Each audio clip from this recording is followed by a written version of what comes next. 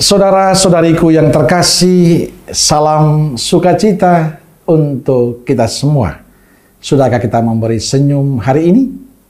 Senin 1 September 2025.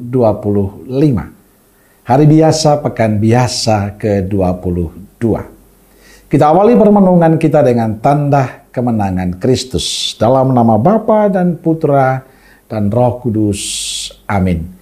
Permenungan kita diambil dari Injil Lukas bab 4 ayat 16 sampai 30. Ia datang ke Nazaret, tempat ia dibesarkan. Dan menurut kebiasaannya pada hari Sabat ia masuk ke rumah ibadat, lalu berdiri hendak membaca dari Alkitab.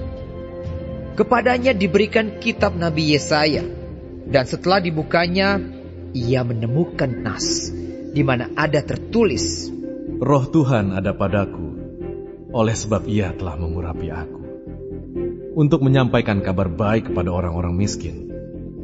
Dan ia telah mengutus aku, untuk memberitakan pembebasan kepada orang-orang tawanan, dan penglihatan bagi orang-orang buta, untuk membebaskan orang-orang yang tertindas, untuk memberitakan tahun rahmat Tuhan telah datang.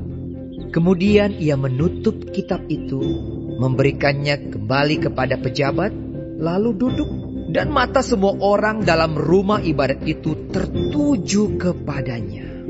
Lalu ia memulai mengajar mereka, katanya, pada hari ini genaplah nas ini sewaktu kamu mendengarnya. Dan semua orang itu membenarkan dia, dan mereka heran akan kata-kata yang indah yang diucapkannya. Lalu kata mereka, bukankah ia ini anak Yusuf?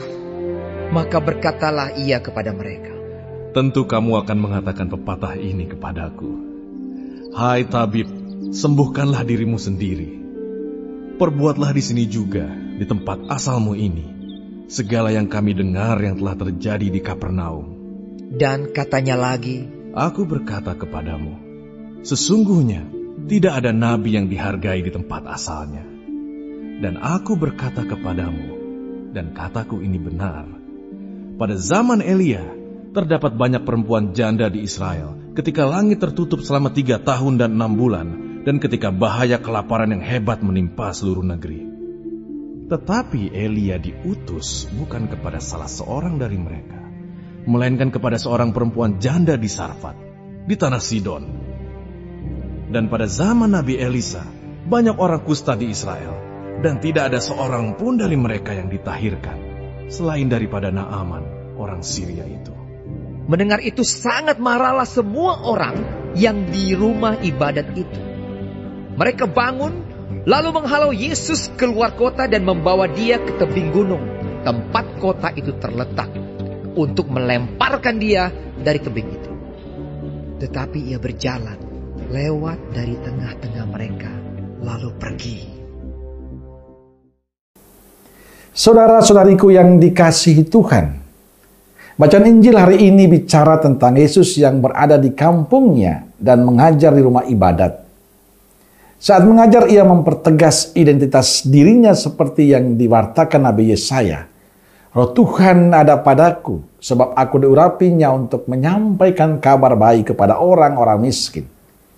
Dan aku diutusnya memberitakan pembebasan kepada orang-orang tawanan, penglihatan kepada orang-orang buta, serta membebaskan orang-orang yang tertindas. Aku diutusnya memberitakan bahwa tahun rahmat Tuhan telah datang. Kisah tentang Yesus sebenarnya sudah didengarkan oleh banyak orang, termasuk orang sekampungnya. Hanya mereka tetap meragukan kemesiasannya, karena dia anak Yusuf, seorang tukang kayu sederhana dan miskin. Mereka tahu keluarganya. Ada pertanyaan penting bagi mereka, bagaimana mungkin Yesus bisa mengajar dan menjelaskan semuanya itu dengan baik? Bagaimana mungkin yang dikagumi dan didengarkan oleh banyak orang, padahal dia dari keluarga miskin? Yesus bahkan tidak hanya mengajar, tapi menegur mereka.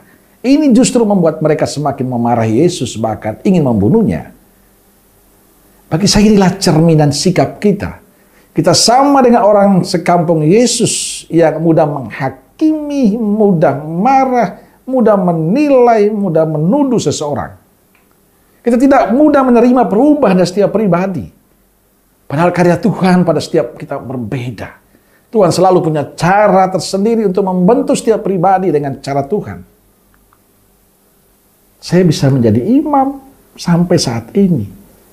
Tentu menjadi pertanyaan banyak orang. Apalagi teman-teman saya di masa kecil, di masa sekolah dulu. Bagaimana mungkin bisa terjadi? Itulah cara Tuhan membentuk seseorang. Yang tahu adalah Tuhan. Tuhanlah yang mengatur seseorang. Yang penting kita tekun dan setia. Jangan pernah menyerah. Injil hari ini memberikan pesan penting untuk kita. Jangan biarkan diri kita dikuasai sikap mudah menghakimi, mudah menilai orang lain, mudah marah. Percaya kita tidak pernah akan berkembang. Justru kita semakin jauh dari Tuhan dan sesama kita. Allah selalu punya cara untuk memberikan berkat pada setiap orang. Mungkin bagi kita mustahil, apalagi kita tahu sejarahnya dan latar belakang hidupnya. Tapi ingat, bagi Allah segala sesuatu mungkin. Yang penting selalu terbuka pada rencana dan kehendak Allah. Yakin, kalau kita mempercayakan hidup kita, perjuangan kita kepada Tuhan, selalu ada jalan yang Tuhan berikan untuk kita.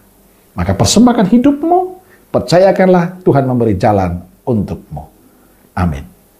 Semoga Allah yang Maha Kasih memberkati saudaraku sekalian, Bapa, Putra, dan Roh Kudus. Amin.